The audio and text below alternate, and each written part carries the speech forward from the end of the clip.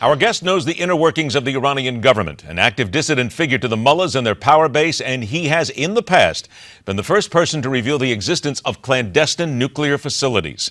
President of Strategic Policy Consulting, also author of The Iran Threat, President Ahmadinejad and the Coming Nuclear Crisis, Alireza Jafarzadeh joins us once again. Alireza, it's a pleasure to see you.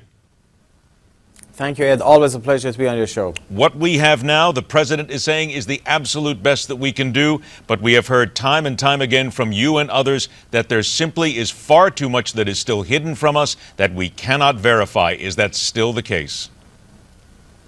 That certainly is still the case. That interestingly, right after the president made the announcement about the deal, which he called it the deal, a good deal, and then they referred to it as a political agreement, and then a political understanding. I don't know exactly what to call it because nothing has really actually been signed.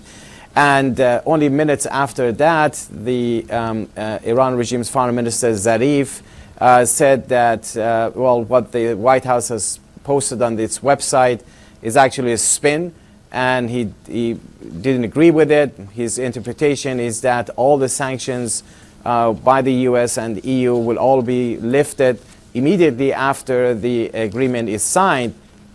What the text on the website of the White House says is that the sanctions will be lifted after the Iranian regime complies with its nuclear commitments on a whole host of things. So there is a sharp difference right there, minutes after the announcement was made. And I think, you know, that's the dilemma you're going to be facing if there's nothing written, agreed upon. Even those things that Tehran agreed upon before and signed, they violated it, you know, later on at their will. So I'm not sure what to interpret what this agreement is all about, because it may not even happen at all. Let me then ask you quite bluntly, is the president, in the statement that he made yesterday announcing this deal, is he in fact lying to the American people about what can come of this deal? I don't think he's lying to the American people, but I think what we're facing is that we're facing a regime that is not like all the other regimes or governments that the U.S. has been dealing with. This is a regime that is built and based on deception and lying over 3 decades. Then with all that deception, Alireza, with all that deception, then is the president then just stunningly naive? Well, some aspects of the things that were highlighted in the president's statement, but there were some parts that were missing. You know, the president highlighted the need, the fact that there's going to be no enrichment in Fordo, for instance, but it wasn't mentioned that a number of centrifuges are going to be remain in Fordo. Why do we want to have 1,000 centrifuges in an underground facility under the mountains, sitting there and not enriching, unless there is a purpose for it as far as Tehran is concerned? Why do you want to provide the ability for Iran to, at some point, decide to start enriching using those centrifuges, which is far more difficult to get to and far more difficult to inspect? Okay, so then quite frankly, in your opinion, let me just make sure, because we're short on time, if we are to absolutely shut them down, these facilities need to be boarded up, shut down, knocked down, and every single centrifuge needs to be taken out of Iran, period. Is that where we need to go?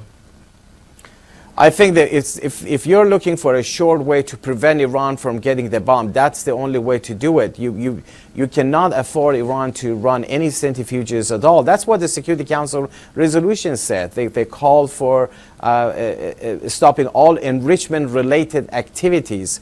But that has been violated. The agreement actually recognizes Iran regime's right to enrich. It maintains pretty much all their nuclear sites, and in terms of the access to the sites, you know, inspections and all of that, it's yet to be decided which part of it Iran is going to agree to. Are all the military sites, for instance, all the suspect sites included in that inspections, or is just the declared sites?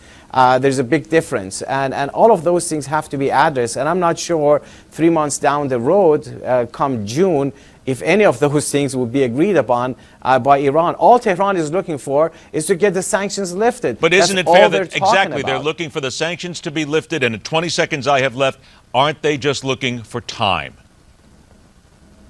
Absolutely. They want to drag the issue. They want to buy time. They don't want to convert their nuclear facilities or give up their nuclear facilities. All they want to do is build up pressure so they can eventually lift the sanctions and get away with their nuclear weapons program. And Congress has a role to play, not allowing Iran to get to what their goal is, which is building the bomb. They have shown us no reason to trust them in the past. Let's once again remind everybody of your book, which takes a lot of people inside what's happening here: the Iran threat, President Ahmadinejad, and the coming nuclear crisis. Alireza Jafarzadeh, thank you so much for joining us. Have a great weekend. We'll talk soon. Thank you very much. I appreciate it. Take care. What started as indiscriminate killing soon turned into the execution of Christian students. Now anger over an attack that could have been prevented.